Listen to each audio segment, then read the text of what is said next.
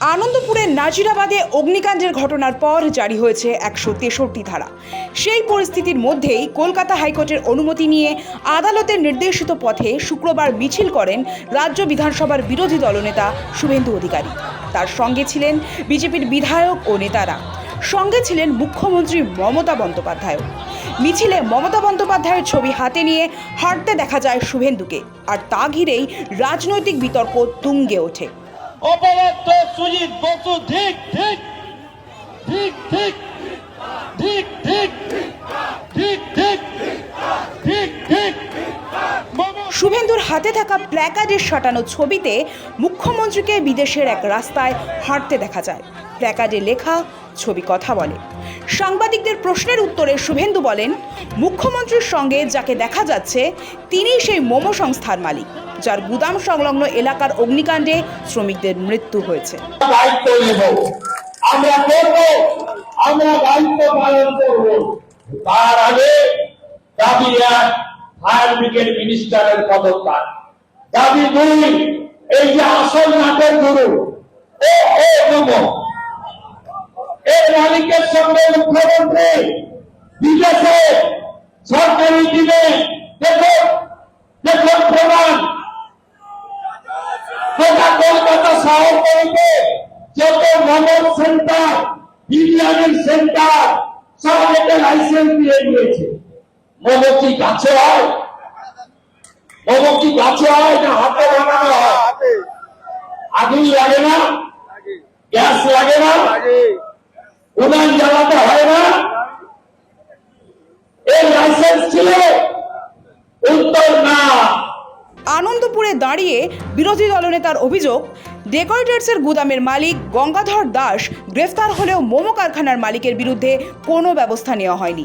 তার প্রশ্ন, কর্মচারী ও গুদাম মালিককে ধরা হলে মোমো সংস্থার মালিককে কেন গ্রেফতার করা হচ্ছে না?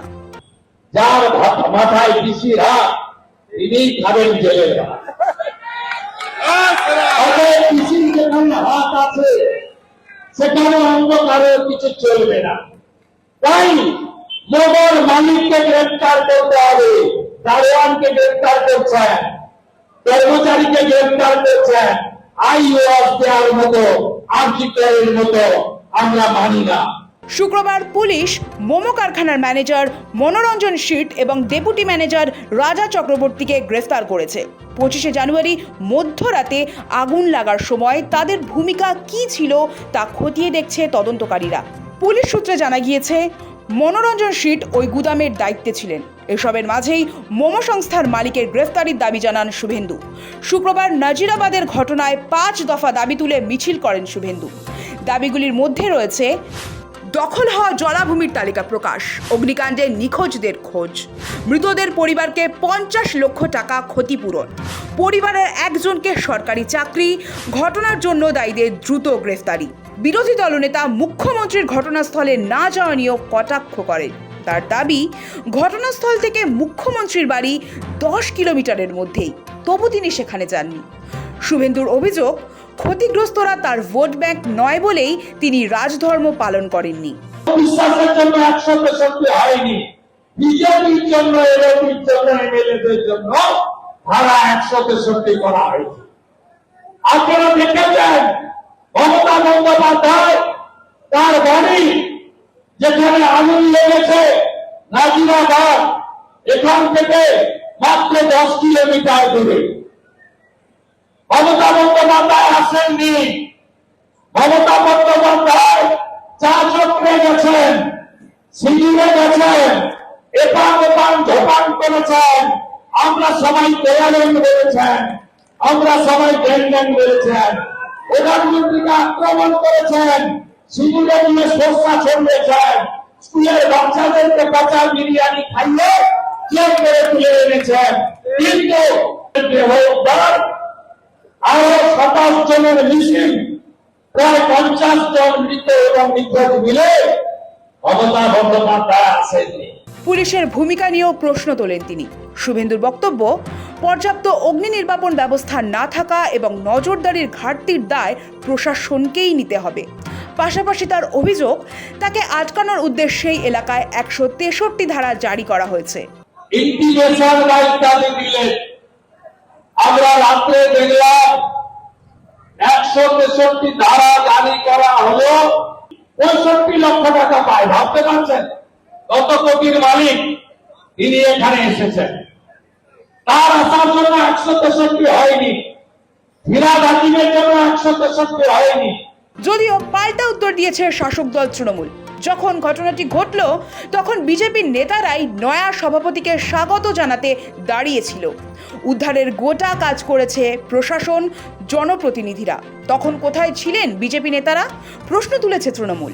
ওখানে যে আগুনে যারা মারা গেছে তাদের নিয়ে যে মিছিল করেছে সেটাকে কি বলা উচিত? শোক মিছিল বলা উচিত? সেটাকে কি বলা উচিত? আপনি মুখে ভাব দেখাচ্ছেন উদ্বিগ্ন, মুখে ভাব দেখাচ্ছেন শোক, আর আপনার এই হচ্ছে মিছিল।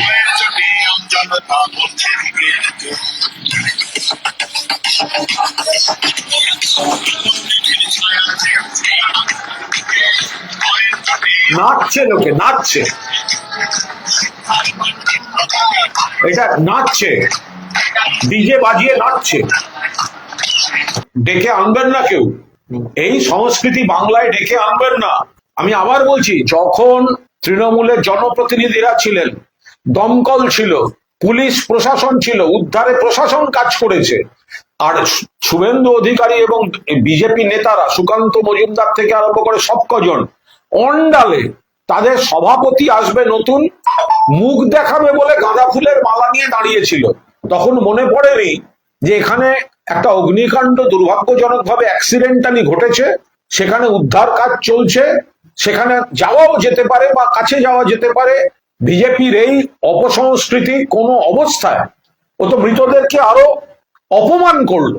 এই শোক মিছিলের নামে অসভ্যতা, এই জিনিস বাংলায় চলতে পারে না। অগ্নিকাণ্ডের ঘটনায় রাজনৈতিক তরজা চলছেই। এদিকে ফরেনসিক ও দমকলের প্রাথমিক তদন্তে অগ্নিকাণ্ডের উৎস নিয়েও স্পষ্ট ইঙ্গিত মিলেছে। প্রথমে আলোচনায় থাকলেও তদন্তে জানা গিয়েছে আগুনের সূত্রপাত হয়েছিল ডেকোরেটরসের গুদাম থেকে। সেখান থেকেই আগুন ছড়িয়ে পড়ে সংলগ্ন মোমো গুদামে। তদন্তে উঠে এসেছে গোডাউনের পর্যাপ্ত অগ্নি নির্বাপন ব্যবস্থা ছিল না। এই ত্রুটির কারণেই গুদাম মালিক গঙ্গাধর দাসকে গ্রেফতার করা হয়েছে বলে জানিয়েছে পুলিশ। তবে এই অগ্নিকাণ্ডের আড়ালে ঘুরপাক খাচ্ছে কয়েকটি প্রশ্ন। জানা গিয়েছে অগ্নি নির্বাপনের ন্যূনতম পরিকাঠামো না থাকা সত্ত্বেও বিপজ্জনক দাহ্য পদার্থের ঠাসা ছিল গোডাউন। কিন্তু বিপদ জেনেও কেন দাহ্য পদার্থের স্তূপ ছিল? অভিযোগ, বাইপাস লাগোয়া আনন্দপুরের প্রত্যন্ত এলাকা নাজিরাবাদের জলা জমিতে দমকলের অনুমতি ছাড়াই তৈরি হয়ে গিয়েছিল কারখানা। প্রশাসনের নজরদারির আড়ালে ব্যবসা তরতরিয়ে বেড়ে উঠবে, এমনটাই বোধহয় ভেবেছিল কর্তৃপক্ষ। কিন্তু বিপদ যখন আসে কাউকে রেয়াত করে না। আধুনিক শহরের বুকে এই যৌতুগৃহের দায় শেষ পর্যন্ত কার? সময় যত গড়াচ্ছে ততই প্রশ্ন উঠছে প্রাণহানির সংখ্যা নিয়ে। শৌভিক সান্যালের রিপোর্ট, সময় কলকাতা।